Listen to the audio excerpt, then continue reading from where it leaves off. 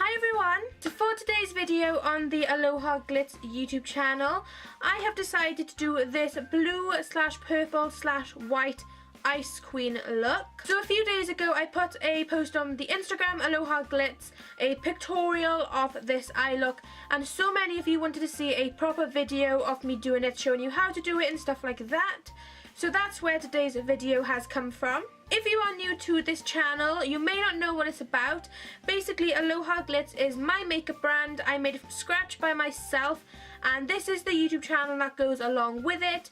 By demand, we were asked to make a YouTube channel showing the shades, showing reviews, showing giveaways, stuff like that. I am the actual owner of it, so I own this, and on this channel you can expect everything from myself and my promoters. And before I babble on any further, let's just get into this makeup look.